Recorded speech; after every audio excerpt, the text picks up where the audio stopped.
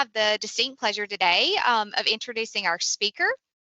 Dr. Fatimah Pierce is the founder and principal of Hickman Strategies, which is a certified women's business enterprise and management consulting firm, which is focused on strategic planning, organizational development, employee development, and program evaluation for service-based businesses, public agencies, and nonprofits. Prior to this executive position, Dr. Pierce, a Washington, D.C. native, spent nearly 20 years as a federal public administrator, serving in critical roles across several high-profile agencies. She's led efforts to improve agency-wide policy and practice, having overseen billion-dollar grant programs for emergency preparedness and recovery, economic and workforce development, and K-12 education. Dr. Pierce holds a bachelor's degree in human development and a master's degree in organizational management. In addition, she earned her doctorate in public policy and administration, and she's a graduate of the Federal Executive Leadership Program. Her research explores African American women's perceptions about race and gender inequality, intersectionality, particularly within public organizations. Dr. Pierce uses her voice as a speaker and facilitator for conversations about inclusion and equality, leadership and career development, and business success.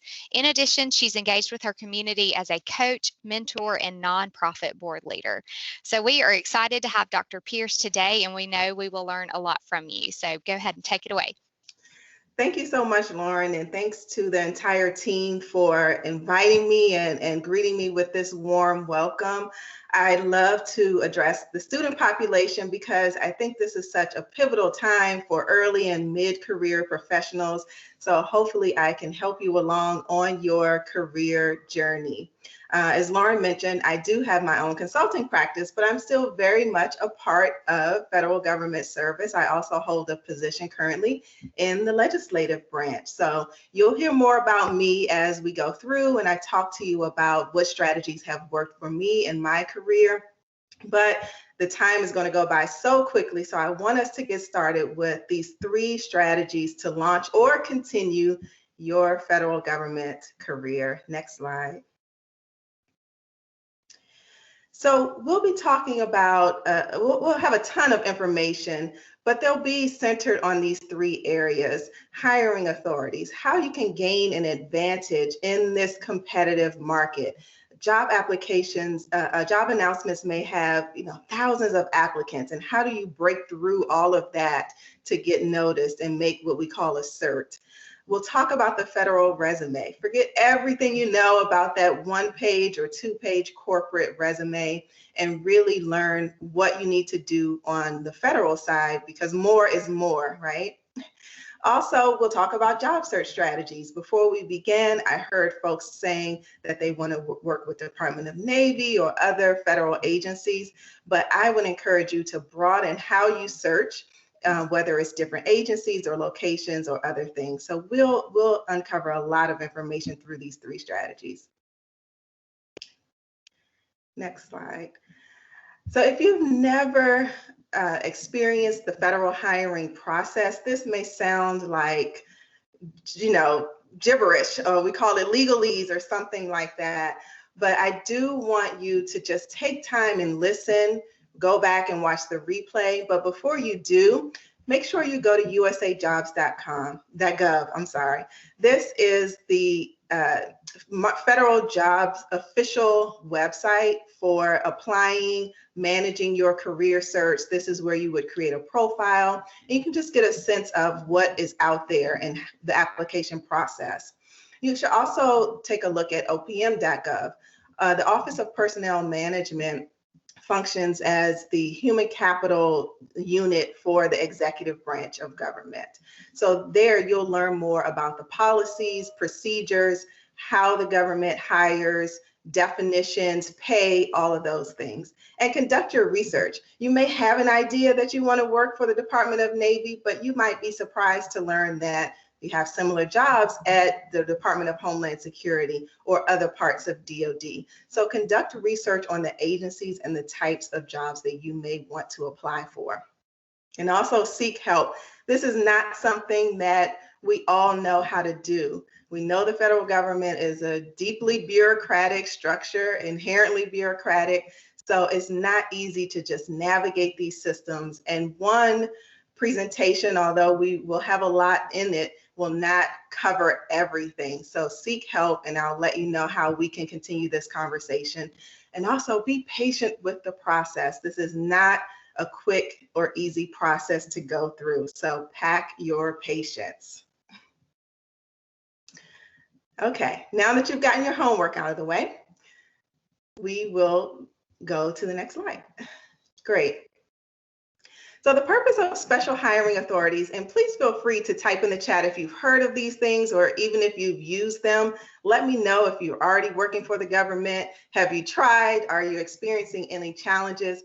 But these special hiring authorities are designed to help you gain leverage and bypass the traditional competitive process that we talked about.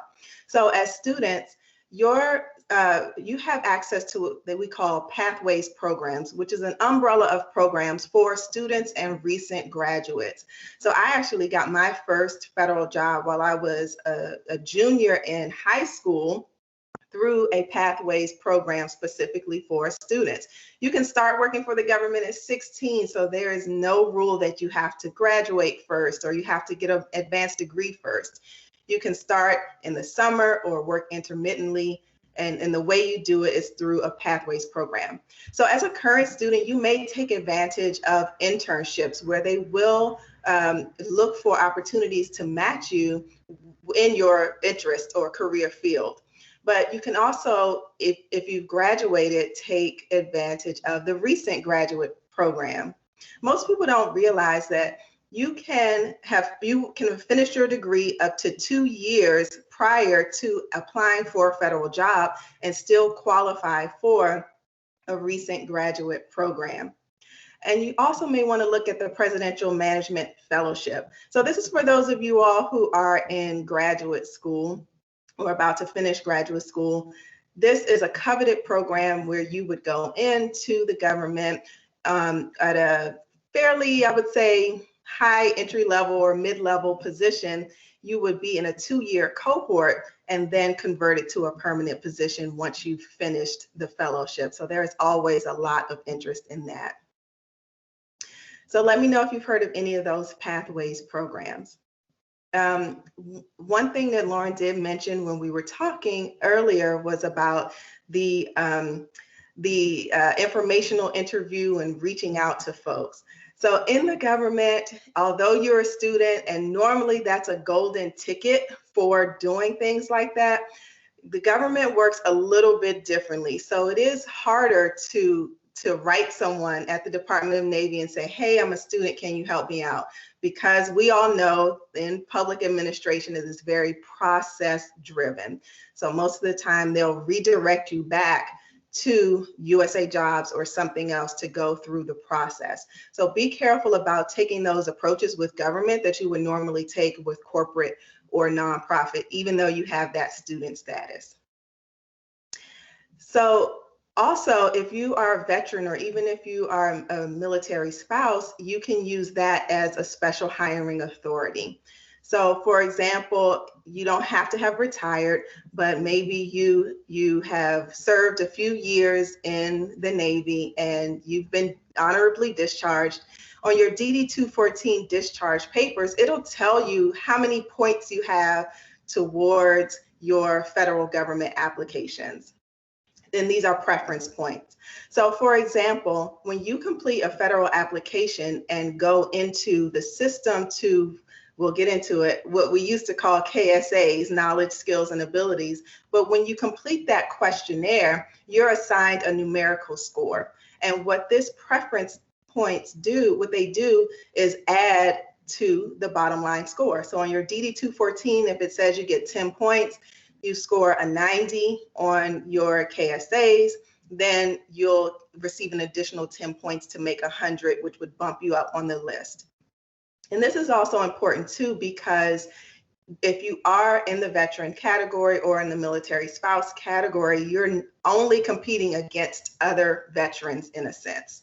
So on the back end, there'll be 2 different lists that hiring managers see, and one will be only veterans, and they may have to clear that list and hire someone off of that list before they can even look at any other names.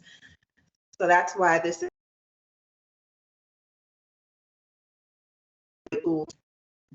And also, if you happen to receive what is called a Schedule A for persons with disabilities. When you go into usajobs.gov and create your profile, you will be asked to share this type of information. And once you do, you may qualify for the Schedule A designation. And just like we said for veterans or military spouses, when you are being considered for a job and you have that Schedule A, hiring managers are most often required to take a Schedule A person off of a cert list over someone else who may be qualified, who may be equally qualified. All of that makes sense. Hopefully it does. One more thing about persons with disabilities, you are eligible to receive a reasonable accommodation through the hiring process, not just when you go and become an employee, but through the hiring process as well, you are eligible for those special accommodations. So great, you've heard of the Pathways program.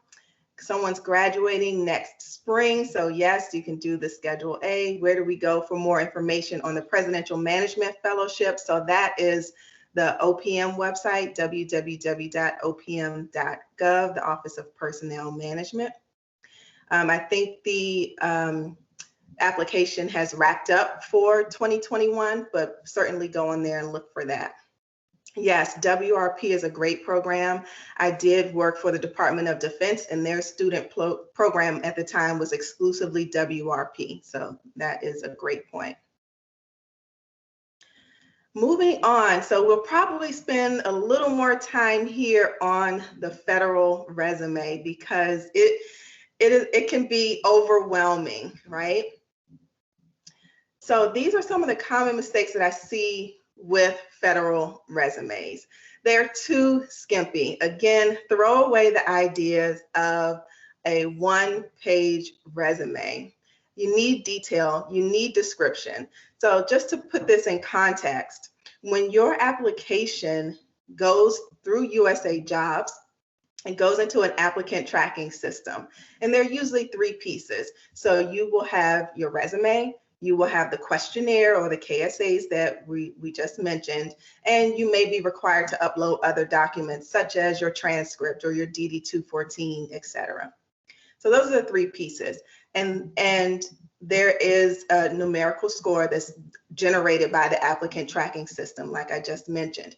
But then a human HR specialist will look at your questions and compare your responses to your resume. And if your resume does not show where you have completed what you said you've done, they will reduce that score before sending the list on to the hiring manager, the person that you're going to actually work for. So the resume, I think, is the most important piece, because I think some people have gotten clever enough to trick the system, so to speak, and they just answer, yes, I'm an expert at everything when it gets to KSAs, but they're surprised to learn that they still don't make the cert, and that's because that hiring manager has gone back and looked at it and said, we don't agree that you are an expert. So hopefully that makes sense. That is critically important. But because you're being scrutinized in this way, you need to make sure that the information is there. The HR specialist who's pulling your application down from USA Jobs is not the person who is going to be your supervisor. They may not even know much about the position that they're hiring for. They may be physically in a different location geographically and not even have a relationship, so to speak, with the hiring manager. So there's a major disconnect in the process and in the system between what is expected or what is in a job announcement, depending on who sees it and et cetera. So you have to really drive home your message and have that pertinent information in there with those details and descriptions. Make sure your resume is also results driven. Talk about what you actually did, your metrics. You know, we're all students, we know research. Apply those tools to your resume to let employers know, hey, I've not only managed a portfolio of grants, but I've managed a portfolio of 50 grants totaling $1 billion for these types of programs, which had this type of impact. So talk about the results that you have accomplished in that position. I also see, and this is counterintuitive, but people putting their education first. Now, unless you're applying specifically for a student position, the government doesn't recognize education the same way that a corporation might. The government values experience. So if you're applying for a student program, great. If you are applying for an entry-level position, and you'll learn the general schedule pay scale. So a GS-9 entry level, I think you probably need a master's for that position. But if you are applying for a GS-9 or so, you'll see on an application where you can substitute your education for experience. So they may say, okay, you haven't worked in public administration, but you have an MPA, so we can take that and substitute the experience requirement. But as you move up, or as you apply for higher level positions, that does not apply. So make sure that you're leading with your experience first, okay? Again, it's mismatched. So you've put on your questionnaire that you're an expert, you've done all of these great things, and now the HR specialist goes to look at your resume, and they say, wait a minute, these are two different people here. I don't see that alignment. So make it plain, use the same keywords that you find in the announcement, and make sure that you do your research, look at what the unit that you're applying for actually does, and see what their needs and challenges are, and make sure that you infuse that into your resume. Sometimes we can be too technical. We see it in IT or accounting and different things. Please don't use excessive jargon or acronyms. We generally know what things mean, but to talk about all of your certifications that you have, that may get lost in the message. But if you say you are proficient in data analytics systems, then people understand that. But when you start to put SPSS and all of in vivo and all of them in a list, that breaks up the message that you're trying to send. So look at the big picture and not be too technical, but get your point across about your qualifications. It sounds super simple, but formatting is important. It has to look good. We have to want to read it. And just a note about formatting, when you go into the usajobs.gov website, there'll be an option for you to use their resume builder. So you go in, you answer all of the questions that they prompt you to answer, and it creates a resume for you. The only issue with that is if I am an HR specialist or a hiring manager and I have, I don't know, 150 applications to review, when you use the resume builder, all of those resumes look exactly the same. So it gets to wear you out on your eyes when you're trying to review that level of information. And then it just doesn't look good because you're filling out fields, but when they create the printout, it's just a jumbled mess. So take time to create a nice PDF version of your resume so that you can upload it, and hiring managers will see the resume that you've created versus the resume builder. It'll take some time because you need to make sure that you have all of those same questions answered, but you want it to look nice, and I can't stress the importance of that enough. It's often incomplete, or you might not even have your correct email address on there, or you have the email address that you don't normally check on there. All of these things slow down the process. And because the volume is so high with the applications that are received, They're looking for any opportunity to move you out of the pile, okay? Also, the resumes often don't have any personality. Yes, we know it's a formal document, but there is a way for you to tell a story through your resume in the 4 C's, and we'll talk about that a little bit later. So any questions, go ahead and type them in. Is there any upcoming legislation for veteran spouse preference similar to AD military spouse preference? I am not sure about that. I have not heard about any legislation to change the preference. I would expect that OPM and in general will undergo some massive overhaul because the systems are so antiquated. There are issues with the pay structure, there's issues with the retirement structure, et cetera. So the spouse preference may be something that's also on the table, but I have not heard anything specifically. Next slide. So we said on the previous slide to focus on results. You can tell your story. So has anyone heard of this STAR method?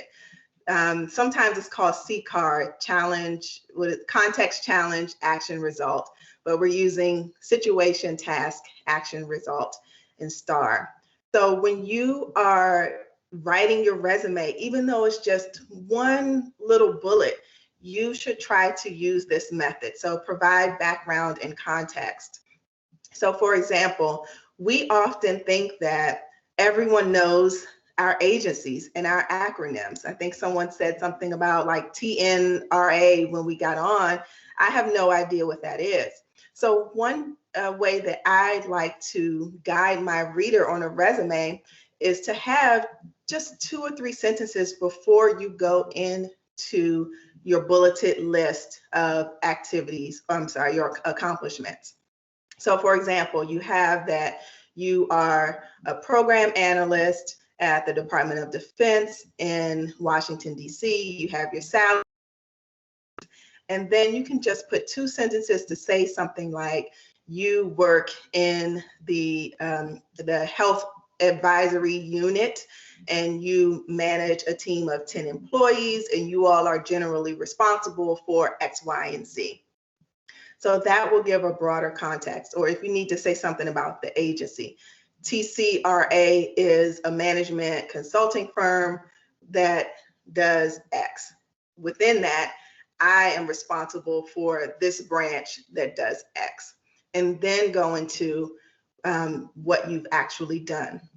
So that kind of sets the situation right up front. And then you can go through the rest of the model as you're working through your resume to put in things like, that you created a data management system because there was a backlog of cases somehow. You pulled together a team, you created recommendations, and you were able to implement your new management system, which resulted in reducing the backlog in 2 months. So that sounds like a lot, but that is what we want to see. And there's no need to list everything since you have these powerful examples. You don't have to list everything. So also, back one. This is also important in the interview process as well. So when you're talking and answering questions, this is how you would answer those interview questions. So you want to reflect on your work experience and carve out these examples of what you want to say. So again, we said your resume should tell a story. It needs personality. What I would suggest is you think about the message that you're trying to convey. What are your top 3 strengths? What is your brand? What are you known for? What do you want to be known for? What are your interests? And make sure that when you're reading it or when you have someone from the career services team reading it, they pick up on what it is you're trying to say. So if I'm writing my resume, you'll always see leadership. You'll always see strategic planning and vision and continuous improvement, those sorts of things, because that has become my brand, even in a job, not just with my consulting, but even within a position being at higher levels in management. My job is to drive organizational change. And so that's what I would expect my message to be throughout my resume. So I'm using those words that say that, and I'm making it cohesive as I go through. Okay, so let's take some questions here. Since the applicant tracking system reads the resume, should students use a template that contains text boxes? Now, USA Jobs is a little different. It is not the Indeed of applicant tracking systems. It's not that smart, I would say. So when you are uploading your resume onto USA Jobs, the resume is not being scanned like other systems. When you upload your resume to USA Jobs or you complete your application, the output is the result of the questionnaire for the KSAs. And that's why you have to have a human go back and read the resume. So it's not like some others where it's keywords and it's weeding it out. But in every job announcement, you want to make sure you pay attention to the how to apply section, because it will give you details on your resume and what you need to include on there. So making sure that you have things like the month and the year of your employment will get you kicked out of the system faster than you not saying grants management and you're applying for a grants management job. So hopefully that makes sense. It's not a keyword function with USA Jobs. So someone is asking about ageism. I mean, the process is designed to be fair. And one thing about this we have to remember is that we can only control just a teeny tiny bit of the process. There are so many factors that impact why you may not get a federal job. It could be budget. It could be we just had an example where someone sued an agency, and as a result of that lawsuit, they had to go into an open position. Or it could be that a veteran took a position. So it's so many factors that we don't control. We know that discrimination exists, but I would say that it is not something that is, just because you apply for a job and you are older or younger, that it would not automatically disqualify you. Not at all. The government is a very old workforce, in case you didn't know. So I think the push is to try to bring more vibrancy to it, but it is a very old workforce. And I think that because, like we mentioned, they focus on experience over education. If you've had those 20 years of experience, that may actually work in your favor. Okay, great. One more question before we move on. So what are my thoughts on LinkedIn? Okay, I'm just skimming here because that's a lot. So LinkedIn with the federal job process, it does not work the same. So very rarely, if you have a hard to fill position, let's think about like cybersecurity or, linguists and things like that, there may be a push where an agency has invested in some recruitment and they might go on LinkedIn. That is only to identify you and to tell you to go apply for this job. It's not the same where you're going to get noticed on LinkedIn and someone from the government is going to call you up and say, hey, I saw your LinkedIn profile. I want to hire you. That will not happen because, again, it is rule driven. It is process driven, and they do not have the authority to do that. So governmentjobs.com and websites like it all feed into USA Jobs. Or what you'll find on those websites are government contract jobs or similar jobs that are not actually permanent federal positions. So the official website is usajobs.gov, and that is where you want to go to apply for your jobs. You can have a stellar LinkedIn profile. If you make it to the interview panel, for example, they may want to just look and see that you're a real person, but it is not a deal breaker in terms of getting a job. Okay, next slide. Okay, and before we move to the next slide, I do see that we're at 12:30. So for those that do have to step out, I do want to thank you for joining us, but we'll record this because we're getting such great information from Dr. Pierce that we do want to go through the rest of the slide. But yes, I'll go ahead I and knew switch it to would go slide 9. fast. We are almost done. Okay, so we talked about these search strategies, broaden and boost your search. Look beyond titles. When you go on usajobs.gov, you'll see a ton of management analysts or program analysts or project specialists.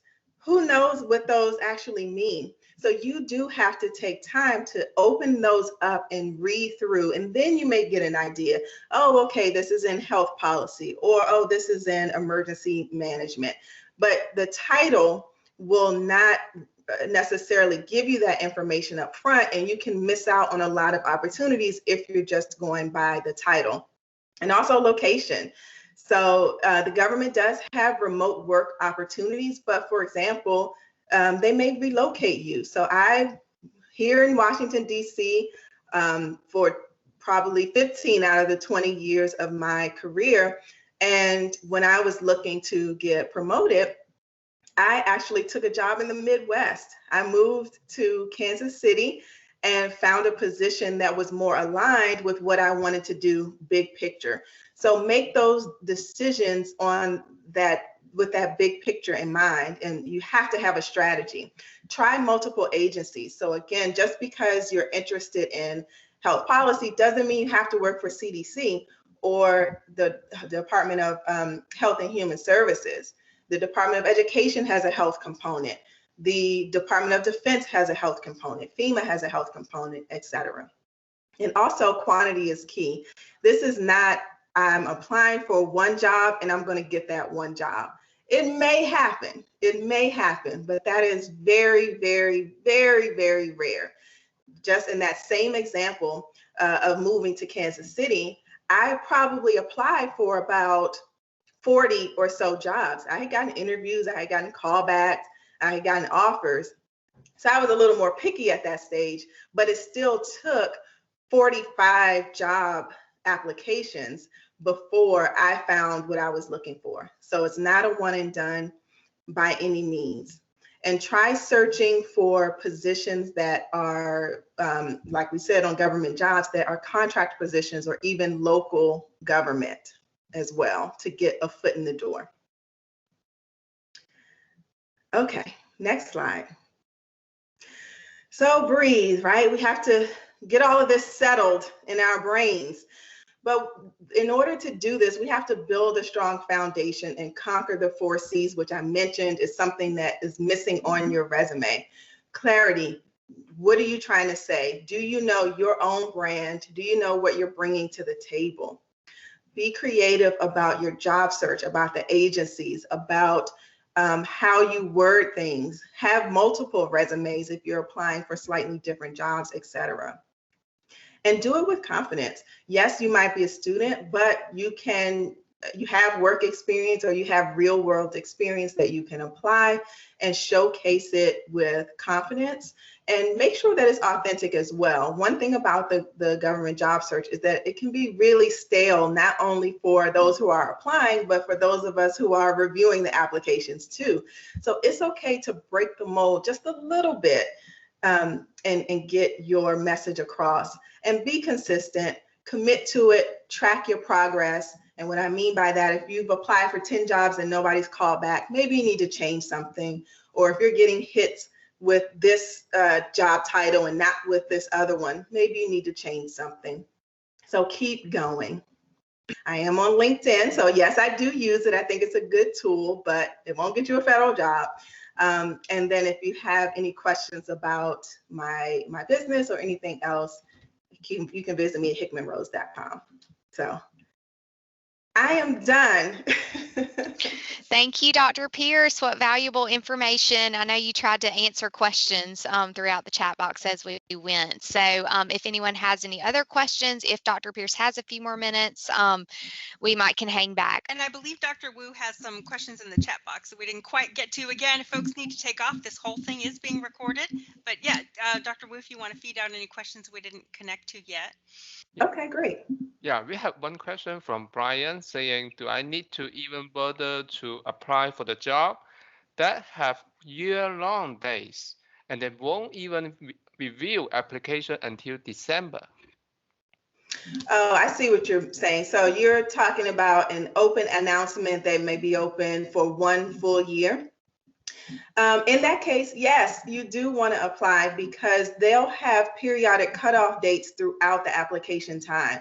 So if a job is open for 1 full year, and an HR manager or an HR specialist is not waiting 1 year to review resumes. They may review them every 3 months, every 2 months, and periodically pick from that pool. And they can also send that application around to others across the agency that have similar openings. So yes, I would encourage you to do that. Now, all of the application announcements do have follow-up contact information. It is okay to send an email or call someone who's listed there. I wouldn't necessarily Google someone and try to contact them that way, but if they're listed on the announcement, go ahead and give them a call and ask them about the status of your application if you haven't heard back. Okay, we have another question from Latonia saying, if you are a former government employee, how can you obtain a document to prove that you have? And is that important upfront because they can file it once you are hired? Yes, and this is actually one of the ways to gain leverage. I didn't include it because the expectation is that with the student audience, not many have been previous employees before. But if you have been in the civil service and you have competitive status, you know, you weren't in an accepted service position or anything like that, you have competitive status, you can apply to jobs that are open to federal employees. So you would go to the Office of Personnel Management to get that record, and go ahead and mark on your application that you are a former federal employee with reinstatement eligibility. And yes, they will verify on the back end. Great. And then we have one question from Melissa saying, if you have a career experience, but after graduating are changing the career field, will you still list those experience before educating, since it's a completely different field? Okay, so let me read this one again.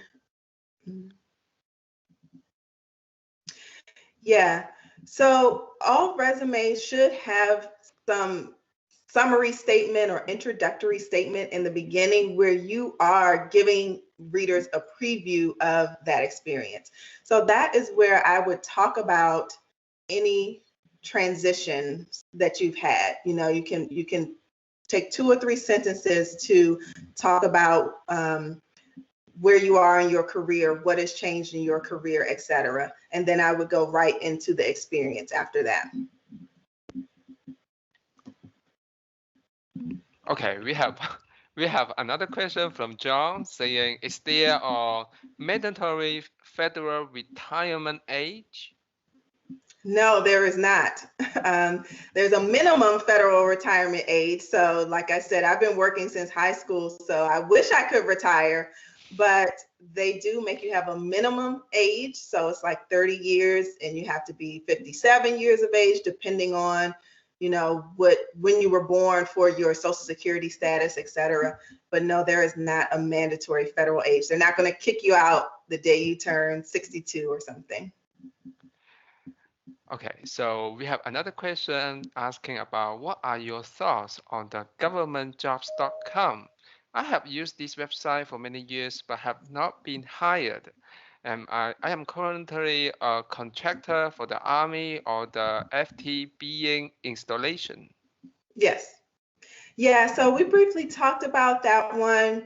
I would only use usajobs.gov. That's it. These governmentjobs.com, you can tell us a .com is a third party, is not affiliated with the government in any way. It's really just a list to capture applications. So unless it's going through USA Jobs, I wouldn't necessarily trust it to even be getting to the right places or it's most likely a contract position that's kind of worded in a way that gives you the impression that it's a federal position. And since you are in Fort Benning, you're side by side with, you know, military and civilian employees. You should be able to work your contacts that way and ask them about upcoming opportunities. I know that's a big installation with a lot of opportunities down there. Okay. I used to work with Dodia. Mm-hmm. Yeah, I think that's a very great webinar, and then that's why we can find out so many questions on the chat box. Oh, I found out another one. Okay. So, okay, so that guest is asking about, is experience still more important than the education experience on a resume? Even for an individual with the degrees like JD, how is the application process different for the people with JD? Mm-hmm. So the application process isn't any different. What you'll see if you're applying for an attorney position is a positive education requirement. So the announcement will outline that you must have a JD in order to even apply for the application. But you're still going to check that box when you go into the questionnaire. They're going to ask you, do you have a JD? Yes or no. When you write your name at the top of the resume, you might have JD after it, just like you would PhD or something else. But as long as you have the degree, they're not necessarily, they still want to know about your experience unless you're applying for like a special law internship or something like that. The coursework may be relevant, but I would always lead with experience. Great. I think our attendees loved this webinar very much because I can find out some questions still pop up. Okay, so DN asked, if you do not qualify under hiring authority list, should you still apply? Yes, you should still apply. And this goes back to kind of the 4 C's. You can have to have confidence that you are going to get through the system. And that's why it's so important to track. I think where people get caught up is you send your resume, you might send the same resume for a year and not change anything. So you have to try different approaches. But yes, I would say you should definitely apply because that is the only thing that you can control. Now, if they have to hire a veteran or if they cancel the position altogether, you can't control that. But the only thing you can do is apply. So that is the best way to give yourself a chance. If you don't apply, you cannot get the job at all. So yes, you should still apply. Cool. The very last 2 questions. I'm sorry. So Cheyenne asked, does a disabled veteran use the Schedule A also? So if you're a service disabled veteran, you would probably still use your DD 214. You would just have more points on there. So if you're service disabled, you might have 30 points versus someone who's just been discharged and has 10 points. So you're better off applying under the veteran's preference than Schedule A. Okay. So the very last question, I'm trying to read this out. I can see them now. Let's see. Cool. Does a federal time continue or start from day one for a retired armed forces person for a GS federal position? So if I understand correctly, when you retire from active duty, you do not automatically get credit towards your federal civilian retirement. You will because of the age. I know there's a such thing as like a buyback where you can sort of negotiate some sort of trade-off for your time to have it applied on the civilian side. But no, it's not going to automatically, if you've worked 20 years and retired from the military and you go into the government as a civilian, it's not going to start at 21. So yes, Cool. That's something that you should ask as you transition out, and then ask as you're being hired, because they should give you an option of how to credit your time. Cool. I think that's all the question I can find on the chat box. Yes. Okay, Viola, yeah, so Thank you, can you find Dr. other? No, I think you knocked them all out. Thank you so much, Dr. Pierce. This was amazing.